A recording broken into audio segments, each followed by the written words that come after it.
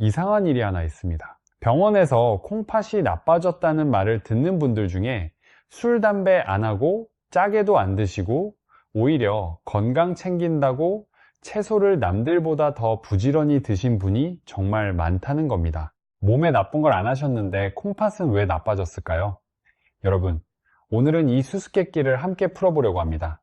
범인을 찾는 거예요. 그런데 이 범인이 참 얄껍습니다. 우리가 몸에 좋다고 믿고 매일 챙겨 먹는 것들 사이에 숨어 있거든요. 여러분, 지금 냉장고 문을 한번 열어보세요. 지금 시금치 있으신가요? 토마토는요, 얼른 보기엔 아무 죄 없는 착한 채소들이죠. 그런데 콩팥이 약해지기 시작한 분한테는 이게 얼굴을 싹 바꿉니다. 오늘 끝까지 보시면 내 부엌에서 누가 콩팥을 갉아먹고 있었는지, 그리고 진짜 범인은 따로 있었다는 걸 아시게 될 거예요. 마지막에 가면 채소가 아니라 전혀 엉뚱한 데 숨어있던 진짜 주범이 나옵니다. 그것부터 잡으셔야 합니다. 먼저 우리 몸 이야기의 열쇠가 되는 물질 하나를 알고 가셔야 해요. 칼륨입니다. 이름은 많이 들어보셨을 거예요. 칼륨은 원래 나쁜 게 아닙니다. 오히려 반대예요. 근육을 움직이게 하고 심장을 규칙적으로 뛰게 하는 꼭 필요한 성분입니다. 문제는 양이에요. 피 속에 딱 알맞게 있어야 하는데 이게 넘치면 그때부터 무서워집니다. 우리 콩팥은 하루 종일 피를 걸러내면서 남는 칼륨을 소변으로 내보내요. 그런데 콩팥이 약해지면 이 일을 제대로 못합니다. 드시는 칼륨은 그대로인데 내보내는 문이 좁아진 거예요. 그러면 칼륨이 피 속에 차곡차곡 쌓입니다. 그 다음이 진짜 문제입니다. 심장은 아주 약한 전기 신호를 받아서 뛰는데요. 피 속에 칼륨이 넘치면 그 신호가 흐트러집니다. 처음엔 손끝이 저릿저릿하고 다리에 힘이 풀려요. 그러다 가슴이 쿵쿵 뛰고 어지럽습니다. 더 심해지면 심장이 제멋대로 떨다가 그대로 멈추기도 합니다. 그러니까 콩팥이 약한 분한테 칼륨은 그냥 영양소가 아니에요. 잘못 다루면 심장을 세울 수도 있는 겁니다. 자, 이제 우리 부엌 속 범인 후보들을 한 명씩 불러내 보겠습니다. 첫 번째 용의자는 시금치예요. 시금치가 용의자 명단에 올라오면 좀 억울해 보이죠. 철분이 많다, 피를 맑게 한다. 어릴 때부터 몸에 좋다고 들어온 채소니까요. 그런데 이게 콩팥이 약한 분한테는 왜 위험한지 증거를 하나씩 보겠습니다. 시금치는 채소 중에서도 칼륨이 유난히 많은 축에 듭니다. 나물 한 접시에 든 칼륨이 밥 한 공기에 몇 배가 넘어가요. 콩팥이 튼튼할 때는 이 정도 남는 칼륨은 소변으로 척척 내보내니까 괜찮습니다. 하지만 콩팥 기능이 떨어진 분은 얘기가 완전히 다르죠. 여기서 시금치의 죄가 하나 더 나옵니다. 시금치에는 수산이라는 성분도 많거든요. 이게 몸속에서 아주 단단한 알갱이로 뭉치는데 그게 콩팥 안에 쌓이고 쌓이면 돌이 됩니다. 시금치는 이 수산이 가장 많은 채소로 꼽힙니다. 그러니까 시금치는 칼륨과 수산 두 가지 혐의를 다 가지고 있는 셈이에요. 그런데 여기서 시금치를 무조건 범인으로 몰기 전에 새로 밝혀진 사실을 하나 말씀드려야겠습니다. 이게 좀 중요해요. 최근 여러 나라 연구진이 채소의 칼륨을 실제로 얼마나 뺄 수 있는지 조리 방법을 바꿔가며 실험을 했습니다. 그중 한 연구에서요, 시금치 같은 잎채소를 뜨거운 물에 담가 우려내면 칼륨이 40에서 49%까지 빠진다는 결과가 나왔어요. 거의 절반이죠. 그럼 시금치를 어떻게 다뤄야 무죄로 만들 수 있을까요? 순서가 있습니다. 먼저 잘게 써세요. 통째로 물에 담그면 겉만 빠지고 속은 그대로 남아요. 잘게 썰수록 물에 닿는 면이 넓어져서 칼륨이 훨씬 많이 빠져나옵니다. 이게 핵심입니다. 물에 닿는 면적이 넓어야 잘 빠져요. 자, 잘게 썬 시금치를 넉넉한 물에 담급니다. 재료보다 물이 10배쯤은 많아야 해요. 2시간쯤 담가 두시고 중간에 물을 한번 갈아주세요. 그 다음엔 끓는 물에 살짝 데치세요. 1이 분이면 충분합니다. 데치는 동안 남은 칼륨이 더 빠지고 돌을 만드는 수산도 절반 가까이 빠져요. 데친 물은 반드시 버리시고 찬물에 한번 헹궈 마무리합니다. 이 물에 칼륨이 다 녹아 나왔으니까요. 여기서 절대 하시면 안 되는 게 하나 있어요. 생으로 갈아서 드시는 겁니다. 녹즙이니 해독주스니 해서 시금치를 생으로 갈아 드시는 분들 계시죠? 그건 칼륨도 수산도 하나도 안 빼고 가장 진하게 몸에 밀어넣는 방법이에요. 잘라서 데치면 칼륨이 절반 넘게 빠지는데 갈아서 마시면 그걸 통째로 삼키는 겁니다. 콩팥이 약한 분한테 이것보다 위험한 방식이 없어요. 그러니 시금치는 죄가 있는 게 아니라 다루는 법을 몰랐던 게 문제였던 거예요. 잘 손질하시면 일주일에 한두 번 조금씩은 드셔도 됩니다. 다만 콩팥이 많이 안 좋으신 분은 그것도 양을 줄이세요. 자, 첫 번째 용의자는 이렇게 조건부로 풀어주겠습니다. 손질만 잘하면 무죄, 갈아 마시면 유죄, 이렇게 정리하시면 됩니다. 여러분, 두 번째 용의자를 부르겠습니다. 토마토예요. 토마토도 참 억울한 채소입니다. 혈관에 좋다, 항암 효과가 있다, 이런 얘기 안 들어보신 분이 없을 거예요. 실제로 콩팥이 건강한 분한테는 아주 좋은 채소가 맞습니다. 그런데 콩팥이 약해지면 여기서도 칼륨이 문제가 됩니다. 토마토 하나에 든 칼륨이 만만치 않아요. 그런데 토마토 하나만 놓고 보면 사실 큰 죄는 아닙니다. 진짜 죄는 토마토를 어떻게 먹느냐에 있어요. 바로 이 수와서 주스로 마실 때입니다. 여기서 아주 중요한 걸 짚고 갈게요. 접시에 놓고 썰어 드시면 토마토 2개도 배불러서 못 드십니다. 그런데 갈아서 마시면 서너 개가 순식간에 넘어가요. 접시에 담긴 토마토와 컵에 담긴 토마토는 완전히 다른 음식이에요. 왜 이게 위험한지 최근 연구가 아주 흥미로운 걸 밝혔습니다. 우리 몸이 실제로 흡수하는 칼륨의 양이 채소를 통째로 씹어 먹을 때랑 갈아 마실 때랑 다르다는 거예요. 같은 토마토인데 씹으면 절반쯤만 흡수되고 갈면 대부분이 흡수되는 거예요. 그러니까 아침마다 토마토 주스 한 잔 갈아 드시는 게 건강관리인 줄 아셨겠지만 콩팥한테는 매일 아침 칼륨 폭탄을 던지는 셈이었습니다. 그러니 콩팥이 약하신 분은 토마토 주스는 그냥 내려놓으세요. 아침마다 갈아 드시던 분이라면 그것만 끊으셔도 콩팥이 한결 편해집니다. 케첩도 잠깐 짚을게요. 토마토를 졸여서 만든 게 케첩이죠.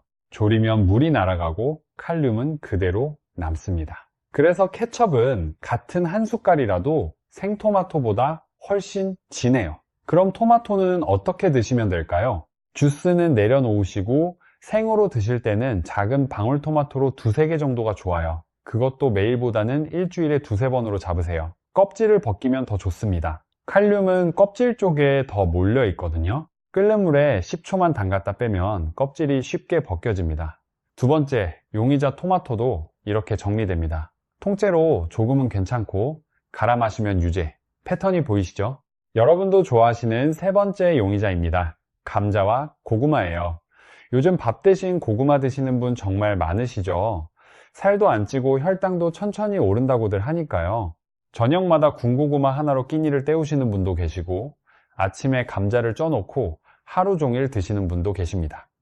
그런데 이게 콩팥한테는 방향이 정반대로 가요. 밥 한 공기 대신 군고구마 하나를 드시면 열량은 오히려 낮아지는데 몸에 들어오는 칼륨은 8배를 훌쩍 넘겨버립니다. 감자와 고구마는 우리가 먹는 음식 중에서 칼륨이 가장 높은 축에 들어요. 게다가 반찬으로 조금 드시는 게 아니라 밥 대신 주식으로 드시잖아요. 그러니 하루에 들어오는 칼륨이 콩팥이 감당 못할 수준까지 올라갑니다. 구우면 더 진해져요. 군고구마가 그렇게 단 건 구우면서 물이 날아갔기 때문이에요. 물이 빠지면 부피는 줄어드는데 안에 든 건 그대로 남습니다. 단맛만 진해진 게 아니라 칼륨도 같이 진해진 거예요. 그런데 여기서 거의 모든 분이 놓치시는 게 있습니다. 감자나 고구마를 찜통에 쪄서 드시는 분이 많으시죠. 기름 안 쓰고 곱게 쪄먹는 게 제일 건강한 방법인 줄 아시니까요. 하지만 찌는 것과 삶는 것은 콩팥한테 하늘과 땅 차이입니다. 왜 그럴까요? 칼륨도 똑같습니다. 물에 삶을 때는 칼륨이 국물 쪽으로 우러나 버리지만 김으로 찌면 우러날 물이 없어서 칼륨이 고스란히 안에 갇혀 있게 됩니다. 하나도 안 빠지고 그대로 남습니다. 가장 건강하다고 믿었던 방법이 사실은 칼륨을 하나도 안 빼고 통째로 드시는 방법이었던 거예요. 전자레인지에 돌리는 것도 마찬가지입니다. 물이 없으니 칼륨이 빠질 데가 없어요. 여기서 새로 밝혀진 연구를 하나 말씀드리겠습니다. 이건 정말 알아두시면 좋아요. 한 식품 연구에서 감자를 어떻게 자르고 삶느냐에 따라 칼륨이 얼마나 빠지는지를 정확히 댔습니다. 결과가 놀라워요. 감자를 깍둑깍둑 큼직하게 썰어 삶으면 칼륨이 절반 정도 빠졌는데요. 아주 얇게 채 썰어 삶았더니 칼륨이 75%까지 빠졌습니다. 자르는 방법 하나로 칼륨이 절반 더 빠진 거예요. 아까 시금치에서 말씀드린 그 원리 기억나시죠? 물에 닿는 면이 넓을수록 잘 빠진다. 감자에서 그게 그대로 증명된 겁니다. 그리고 또 하나, 순서도 중요했어요. 생감자를 그냥 물에 담가만 두는 걸로는 칼륨이 거의 안 빠졌습니다. 그런데 한번 삶은 다음에 다시 물에 담가 두었더니 70% 가까이 빠졌어요. 그러니까 담그기만 하는 것보다 삶은 다음에 담그는 게 훨씬 효과가 좋다는 겁니다. 하나 더 말씀드리면 찬물에서부터 삶기 시작하는 게 뜨거운 물에 바로 넣는 것보다 칼륨이 더 잘 빠졌다는 연구도 있어요. 그럼 정리해 드릴게요. 감자든 고구마든 껍질을 벗기고 최대한 얇게 써세요. 찬물에 담갔다가 찌지 말고 삶으세요. 찬물에서부터 시작하시면 더 좋습니다. 이렇게만 하셔도 칼륨이 절반 넘게 빠집니다. 더 확실하게 하시려면 한 번 삶은 물은 버리고 새물에 한 번 더 삶으세요. 양은 한 번에 작은 감자 반 개 정도로 잡으시고 밥 대신 드시는 건 안 됩니다. 어쩌다 한번 반찬처럼 곁들이는 정도로만 생각하세요. 그리고 하나 더요. 밥을 끊고 고구마로 바꾸셨다면 그건 방향을 거꾸로 잡으신 겁니다. 콩팥이 약한 분한테는 흰쌀밥이 고구마보다 안전해요. 흰쌀은 칼륨이 아주 낮거든요. 그런데 요즘 건강 생각해서 흰쌀밥을 현미나 잡곡으로 바꾸신 분 많으시죠? 현미하고 잡곡은 껍질을 안 벗긴 곡식이라 칼륨이 높습니다. 몸에 좋은 줄 알고 바꾸신 게 오히려 콩팥에는 부담이었던 거예요. 네 번째 용의자를 부르겠습니다. 미역과 다시마입니다. 이 둘은 앞에 채소들과 급이 좀 달라요. 다시마는 칼륨이 채소와는 차원이 다릅니다. 오이의 8배가 넘어요. 시금치보다도 2배가 넘습니다. 왜 이렇게 진할까요?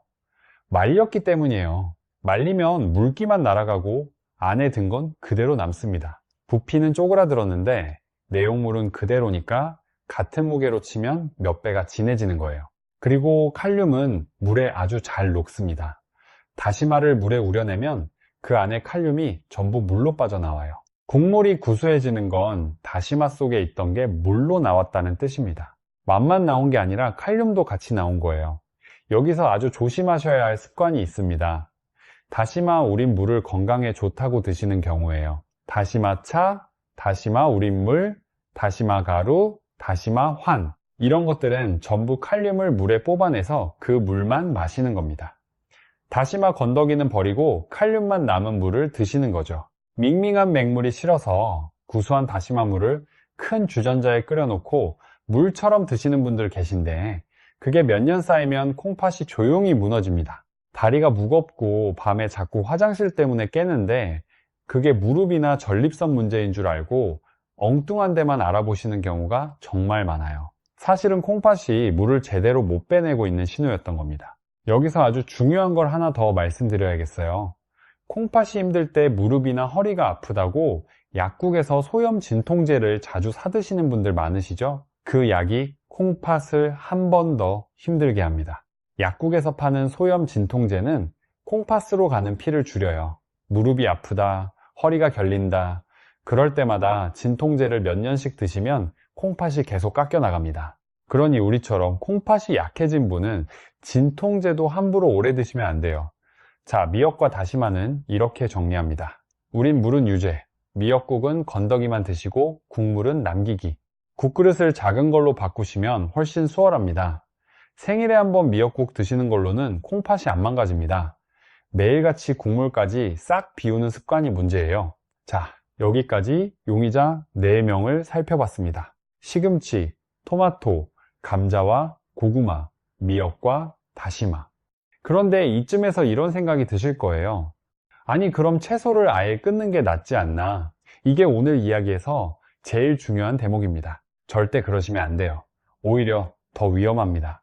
그리고 여기서부터 진짜 범인이 서서히 모습을 드러냅니다. 여러분, 왜 채소를 끊으면 안 되는지 최근 몇 년 사이에 의학계에서 생각이 크게 바뀌었어요. 예전에는 콩팥이 나쁘면 무조건 채소와 과일을 줄이라고 했습니다. 칼륨이 많으니까요. 그런데 여러 나라 연구가 쌓이면서 이 오래된 지침이 증거와 안 맞는다는 게 드러났어요.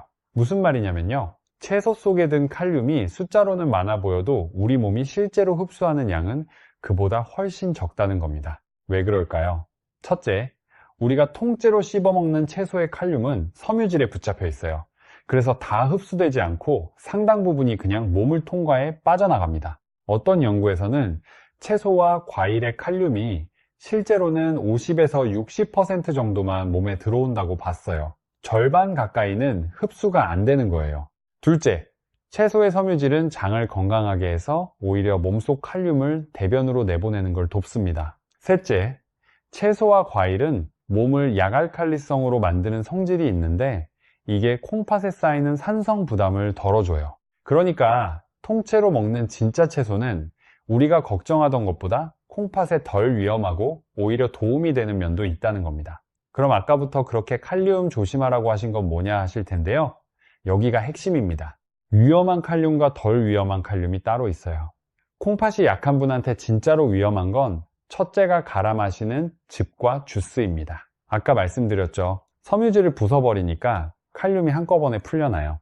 둘째가 말린 과일이나 채소예요. 곶감, 건포도, 무말랭이. 물이 빠져서 진해진 것들이죠. 셋째가 졸여서 만든 즙이에요. 그리고 이제 진짜 주범이 나옵니다. 지금까지 채소만 의심하고 계셨는데요. 정작 제일 무서운 범인은 채소 코너가 아니라 전혀 다른 곳에 숨어 있었습니다. 바로 가공식품에 들어가는 칼륨 첨가물입니다. 이게 무슨 이야기인지 자세히 설명드릴게요. 이건 최근에야 의학계가 경고하기 시작한 아주 중요한 내용이에요. 요즘 공장에서 만드는 가공식품에는요, 맛을 내고 오래 보관하려고 여러 가지 첨가물을 넣습니다. 그 중에 칼륨이 들어간 첨가물이 점점 많아지고 있어요. 문제는 이겁니다. 채소에 자연으로 들어있는 칼륨은 아까 말씀드린 대로 섬유질에 갇혀서 절반쯤만 흡수돼요. 그런데 공장에서 넣은 칼륨 첨가물은 섬유질도 없고 갇혀있지도 않아서 거의 100%가 몸에 그대로 흡수됩니다. 같은 칼륨인데 흡수율이 2배 가까이 차이가 나는 거예요. 그러니까 시금치 한 접시보다 이런 첨가물 든 가공식품 하나가 콩팥한테는 더 위험할 수 있습니다. 어떤 가공식품은 100g에 칼륨이 900mg 넘게 들어있기도 해요. 이건 웬만한 채소보다 훨씬 높은 수치입니다. 그런데도 우리는 그런 게 들어있는 줄도 모르고 그냥 먹죠. 특히 조심하셔야 할 게 2가지 있습니다. 첫째, 가공된 고기예요. 소시지, 햄, 어묵, 맛살 이런 가공육에는 칼륨과 인 첨가물이 많이 들어갑니다. 반찬으로 자주 올리시는 것들이죠. 둘째, 이게 정말 얄궂은데요. 저염이라고 파는 제품들이에요. 소금을 줄였다고 광고하는 국물, 양념, 소스 이런 것들에 소금 대신 칼륨을 넣는 경우가 많습니다. 짜게 안 드시려고 저염 제품을 고르신 게 오히려 칼륨을 잔뜩 드시는 결과가 되는 거예요. 실제로 외국에서는 콩팥병 환자를 돌보는 학회가 이 첨가물 문제를 두고 처음으로 공식 지침까지 냈습니다. 그만큼 새롭고 중요한 문제라는 뜻이에요. 그러니까 우리가 오늘 진짜로 잡아야 할 범인은 착한 채소가 아니라 이 보이지 않는 첨가물입니다. 마트에서 물건을 고르실 때 뒷면 성분표를 한번 보세요.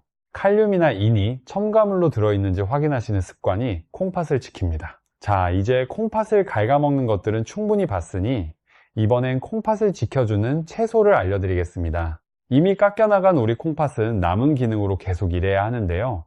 그 남은 콩팥이 조금이라도 편하게 일하려면 나쁜 걸 없애는 것만으로는 부족해요. 좋은 걸 채워 넣어야 합니다. 첫 번째는 오이입니다. 오이가 좋은 이유는 아주 단순해요. 칼륨이 거의 없습니다. 지금까지 나온 채소 중에 가장 낮아요. 콩팥이 약한 분이 마음 놓고 드실 수 있는 몇 안 되는 채소예요. 대신 소금이나 된장에 찍지 마세요. 이게 제일 중요합니다. 참, 오이는 예외로 갈아 드셔도 됩니다. 칼륨이 워낙 낮아서 한 개를 갈아도 시금치 한 접시보다 적거든요. 대신 사과나 바나나를 같이 넣지 마세요. 바나나는 칼륨 덩어리라 오이 여러 개보다 바나나 한 개가 칼륨이 많습니다. 두 번째는 양배추입니다.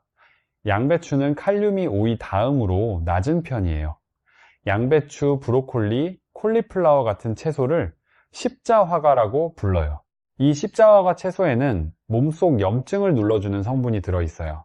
콩팥에 염증이 덜 생기게 도와주는 거죠. 칼륨이 낮으면서 염증까지 잡아주니 콩팥 입장에서는 이만한 게 없습니다. 그런데 양배추에도 함정이 2개 있어요. 첫째는 양입니다. 양배추는 칼륨이 낮은데 배가 잘 안 차요. 둘째는 즙이에요. 양배추는 하루에 2세 입히면 충분해요. 살짝 데쳐 드시는 게 가장 좋습니다. 끓는 물에 2, 3분 데치면 부피도 줄고 먹기 편해져요. 대신 오래 푹 끓이진 마세요. 염증 잡아주는 성분이 열에 약하거든요. 마요네즈에 버무리는 것도 안 됩니다. 식초하고 후추만 뿌리세요. 세 번째는 당근입니다. 당근은 콩팥 혈관에 아주 좋은 채소예요. 그런데 여기 중요한 게 있어요. 이 베타카로틴은 기름과 같이 먹어야 흡수됩니다. 기름 없이 생으로 그냥 드시면 10%밖에 흡수가 안 돼요. 답은 간단해요. 갈지 말고 기름에 볶아 드세요. 기름에 볶으면 흡수율이 60%까지 올라갑니다. 껍질은 벗기고 얇게 썰어 참기름이든 들기름이든 살짝 볶으시면 돼요. 하루에 반 개에서 1개 정도가 좋습니다. 당근 주스나 당근즙은 안 돼요. 갈면 기름이 없어서 흡수도 안 되고 즙으로 만드는 과정에서 칼륨만 잔뜩 진해집니다. 네 번째는 무입니다. 무는 콩팥한테 참 고마운 채소예요. 그런데 무도 드시는 방식 하나가 이 모든 걸 뒤집어요. 무말랭이와 시래기입니다. 무를 썰어 말린 게 무말랭이고 무청을 말린 게 시래기죠. 그러니 무는 생무로 드세요. 무말랭이하고 시래기를 꼭 드시고 싶으면 한나절 물에 불려 중간에 물을 2~3번 갈고 삶아서 헹궈 드세요. 손이 많이 가지만 그래야 진해진 칼륨이 빠집니다. 여기까지 들으시면서 궁금한 게 몇 가지 생기셨을 거예요. 많이들 물어보시는 것부터 짚어 드리겠습니다. 먼저 저염소금은 어떠냐는 질문이 정말 많아요. 아까 첨가물 이야기할 때 잠깐 나왔는데 이건 따로 자세히 말씀드려야겠습니다. 저염소금이라는 게 있죠. 나트륨을 줄인 소금이라고 파는 거예요. 그런데 소금에서 나트륨을 빼면 짠맛이 사라집니다. 짠맛 없는 소금은 소금이 아니니까 나트륨을 뺀 자리에 다른 걸 채워 넣어요. 그게 바로 칼륨입니다. 그래서 저염소금은 나트륨을 뺀 만큼 칼륨을 채워 넣습니다. 그러니까 저염소금은 나트륨을 줄인 소금이 아니라 나트륨을 칼륨으로 바꾼 소금인 셈이에요. 짜게 드시지 말라는 말을 가장 성실하게 지키려고 저염소금으로 바꾸신 분이 그래서 오히려 위험해지는 경우가 있습니다. 맵기니국에도 반찬에도 김치에도 칼륨을 넣어 드시는 거니까요. 그런데 여기서 오해하시면 안 되는 게 있어요. 콩팥이 건강한 분한테는 저염소금이 오히려 좋은 선택입니다. 그러니 이건 어디까지나 콩팥이 약해진 분한테 해당하는 이야기예요. 콩팥이 약하신 분은 저염소금과 저염간장을 쓰지 마시고 소금 자체를 아주 조금만 쓰세요. 대신 다른 맛으로 채우시면 됩니다. 식초를 넣으면 간이 세게 느껴져요. 마늘, 생강, 후추, 고춧가루, 참기름, 레몬즙 이런 걸로 맛을 내시면 소금이 적어도 밍밍하지 않습니다. 입맛은 2주면 바뀌어요. 처음 2주가 힘들지 그 고비만 넘기시면 예전에 드시던 게 오히려 짜서 못 드시게 됩니다. 그리고 국이나 찌개는 간을 마지막에 하세요. 처음부터 간을 하면 끓으면서 물이 졸아 점점 짜집니다. 두 번째로 많이 물어보시는 게 즙 종류예요. 호박즙이 붓기 빼는데 좋다고 많이들 드시죠. 그런데 몸이 왜 붓는지 생각해 보셔야 해요. 물을 못 빼내서 붓는 겁니다. 물을 빼내는 게 콩팥이고요. 그러니 몸이 붓는다는 건 콩팥이 지금 힘에 부친다는 신호예요. 호박즙만 그런 게 아닙니다. 양파즙, 마늘즙, 도라지즙, 채즙, 배즙 이름에 즙자가 붙은 건 전부 재료를 잔뜩 졸인 거라 똑같아요. 옥수수 수염차나 결명자차도 우려낸 물입니다. 몸에 좋으라고 드시는 건데 콩팥이 약하시면 좋다는 성분보다 칼륨이 먼저 도착해요.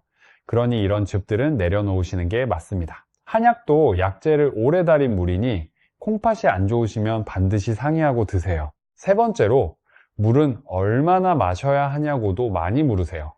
이건 사람마다 답이 정반대로 갈립니다. 그런데 콩팥이 많이 나빠졌거나 몸이 붓고 계신 분은 오히려 물을 줄이셔야 합니다. 콩팥이 물을 못 빼내는데 계속 마시면 몸에 물이 차고 심하면 폐에까지 물이 차거든요. 다들 물 많이 마시라고 하니까 본인 상태를 모르고 무조건 많이 드시면 위험할 수 있어요. 여러분 중에는 이런 생각도 드실 거예요. 나는 콩팥이 멀쩡한데 그래도 이렇게 다 조심해야 하나? 결론부터 말씀드리면 콩팥이 건강하시면 오늘 조심하라던 것들 다 드셔도 됩니다. 그런데 진짜 문제는 여기 있습니다. 본인이 어느 쪽인지 모르신다는 거예요.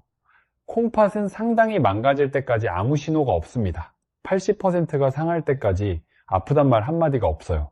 그래서 좀 이상한데 싶을 땐 이미 한참 늦은 경우가 많습니다.